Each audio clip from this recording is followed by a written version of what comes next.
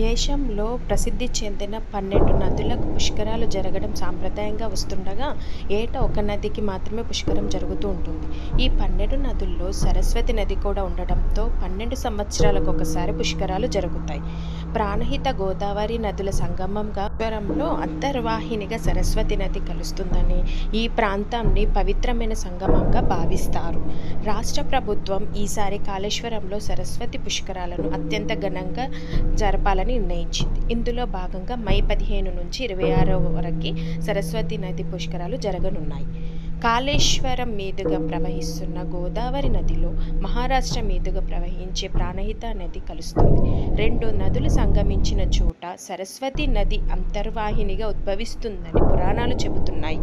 మే 15వ తేదీన మాధవానంద సరస్వతి స్వామి పుష్కరాలను ప్రారంభించారు. పురాణాలలో అనేక నదులు వాటి యొక్క ప్రదేశాల గురించి ప్రస్తావించబడ్డాయి. కానీ సరస్వతి నది గురించి మీరు ఎప్పుడైనా విన్నారా? భారతదేశంలో ఏ ప్రాంతంలోనైనా సరస్వతి నది ప్రవహించడం మీరు ఎప్పుడైనా చూసారా? సరస్వతి నది చుట్టూ విశేషాలు నేటికి పరిశోధకులకు ఆలోచింపజేస్తూనే ఉన్నాయి. పురాణ కథగా భావించేటువంటి సరస్వతి నది భారతదేశంలో ప్రవహించిందని కూడా పరిశోధకుల దగ్గర కొన్ని ఆధారాలు ఉన్నాయి. వాటి గురించి ఈరోజు మనం తెలుసుకుందాం. ఇది ఉత్తరాఖండ్లోని బద్రీనాథ్ సమీపం నదిగా చెబుతారు. ఈ నది వేల సంవత్సరాల క్రితం ఉండేదని, ప్రస్తుతం ఎండిపోయిందని భావిస్తున్నారు. ఇలా సరస్వతి నది చుట్టూ అనేక రకాల కథలు ప్రచారంలో ఉన్నాయి. సరస్వతి నది గురించి మొదటి ప్రస్తావన ప్రాచీన హిందూ గ్రంథాల్లో కనిపిస్తుంది. అసలు సరస్వతి నది ఎందుకు ఎండిపోయిందో దాని వెనుక ఉన్న కథను తెలుసుకుందాం. ఒకసారి వేదవ్యాసుడు సరస్వతి నది ఒడ్డున కూర్చుని మహాభారత కథను గణేశుడికి వివరిస్తున్నాడట. ఆ సమయంలో ఋషి నదిని నెమ్మదిగా ప్రవహించమని కోరడం జరిగింది. కానీ సరస్వతి నది ఋషి మాట వినకుండా వేగంగా ప్రవహిస్తూనే ఉంది. సరస్వతి నది యొక్క ప్రవర్తనకు దీని అంతరించిపోవాలని శపించాడని ఒక కథ ప్రకారము చెబుతారు. మహాభారతంలోని కొన్ని భాగాలు హర్యానాలోని శీర్షా పట్టణంలో ఎక్కడో అంతరించిపోయిన నది గురించి ప్రస్తావించాయి. పురాతన కాలంలో కూడా రాజస్థాన్ ప్రస్తుతంలో ఉన్నటువంటి ప్రాంతం కాదని భౌగోళిక చరిత్ర, పురావస్తు పరిశోధనలు చెబుతున్నాయి. రాజస్థాన్ ఒకప్పుడు సస్యశ్యామల ప్రాంతమని, గొప్ప నదిలోయల సాంస్కృతిక సంప్రదాయాలకు ఆతిథ్యం ఇచ్చిందని చెబుతారు. సరస్వతి నది రామాయణం, మహాభారతాలలో వర్ణించబడింది. ప్రయాగ్రాజ్లో గంగా, యమున, సరస్వతి సంగమం ఉంటుంది. సరస్వతి నది ఇక్కడ కూడా భూమి గుండా ప్రవహిస్తుందని చెబుతారు.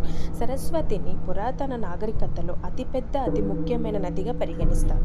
ఈ నది హర్యానా, పంజాబ్, రాజస్థాన్ గుండా నేటికి భూగర్భంలో ప్రవహిస్తుందని కొందరు అంటున్నారు. అందుకే భూమిపై ఇది ప్రవహించేదని కూడా చెబుతున్నారు. సరస్వతి నది చాలా పెద్దది. పర్వతాలను దాటి మైదానాల గుండా వెళ్ళి అరేబియా సముద్రంలో కలుస్తుంది. దీని వివరణ ఋగ్వేదంలో చెప్పబడింది. నేడు ప్రజలు గంగను పూజించినట్లే ఆ కాలంలో ప్రజలు సరస్వతి నదికి పవిత్ర నదిగా భావించేవారు. హిందూ పురాణాల ప్రకారం సరస్వతి నది సరస్వతి దేవి యొక్క రూపం. హిందువులు సరస్వతిని జ్ఞానం, సంగీతం, సృజనాత్మక దేవతగా ఏ విధంగా ఆరాధిస్తారో సరస్వతి నదికి చాలా ప్రాముఖ్యత ఉంది. మహావిష్ణు అవతారమైనటువంటి పరశురాముడు ఒక ఘోరమైన రాక్షసుని చంపడం వలన పాపానికి ప్రాయశ్చిత్తం చేసుకోవడానికి సరస్వతి నదిలోనే స్నానం చేశాడని చెబుతారు. వేదకాలంలో సరస్వతిని అత్యంత పవిత్ర నదిగా భావించేవారు. ఋగ్వేదంలో కూడా దీని ప్రస్తావన ఉంది. ఋషులు వేదాలు రచించారని, ఈ నది నీటి తాగడం వలన వేద జ్ఞానాన్ని పొందారని కూడా చెబుతారు. సరస్వతి నది ప్రవహించడం ఇప్పటి వరకు ఎవరూ చూడలేదు.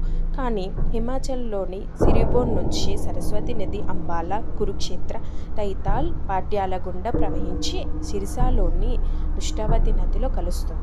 పురాణాలలో సరస్వతి నదికి చాలా ప్రాముఖ్యత ఉంది. కానీ ఇప్పుడు ఈ నది భూమిపై లేదు.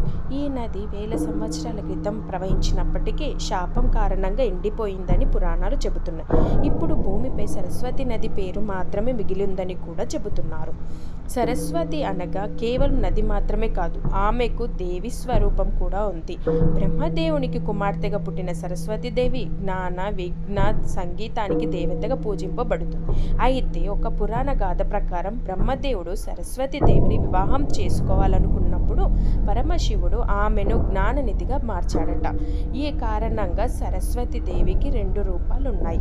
ఒకటి జల రూపం అయితే మరొకటి దేవతా రూపం. ఇంతవరకు బ్రహ్మదేవుడితో సంబంధం కలిగిన ఏ దేవత కూడా విభిన్నంగా పూజింపబడలేదు. కానీ సరస్వతి దేవి అందుకు చాలా విభిన్నం. విద్యార్థులు, కళాకారులు ప్రత్యేకంగా సరస్వతి దేవిని విద్య కోసం పూజిస్తారు. ప్రత్యేకించి వసంత పంచమి రోజున సరస్వతి దేవిని పూజించడం వలన విద్య, జ్ఞానం కలుగుతాయని విశ్వాసం. సరస్వతి దేవి నది కూడా అదే శక్తిని కలిగి ఉంటుంది. ఇప్పుడు భారతదేశంలో ప్రసిద్ధి చెందిన సరస్వతి దేవి యొక్క ఆలయం గురించి తెలుసుకుందాం.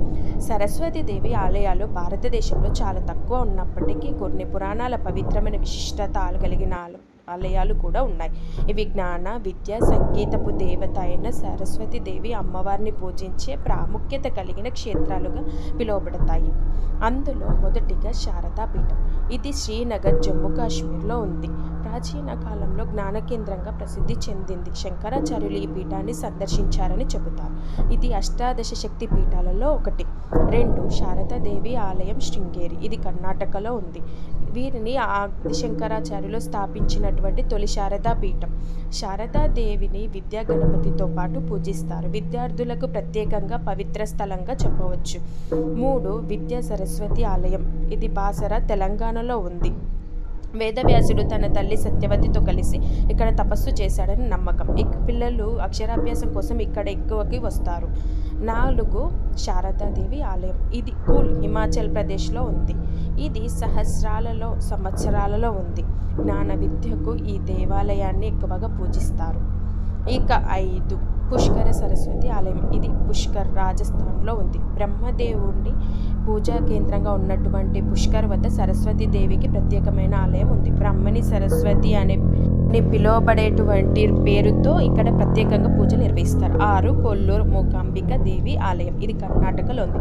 మూకాంబిక అమ్మవారు సరస్వతి, లక్ష్మి, పార్వతి స్వరూపంగా కొలవబడుతుంది. ఇది విద్యార్థులు మరియు సంగీత ప్రియులకు పవిత్రమైన క్షేత్రంగా ఉంటుంది. దీని సంగమం ప్రయాగ్రాజ్ వద్ద ఉంటుంది. ఇక్కడ గంగా, యమున మరియు అదృశ్యమైన రూపంలో సరస్వతి నదులు కలిసేటువంటి ప్రత్యేకమైన స్థలం. సరస్వతి దేవి పురాణాలు మరియు ఆధ్యాత్మిక, ధార్మిక విశేషాలలో ప్రతీకాత్మకంగా చూస్తుంది. 9 శారదాదేవి ఆలయం, మైసూర్. ఈ ఆలయం సంగీత విద్యార్థులకు ప్రత్యేక స్థానంగా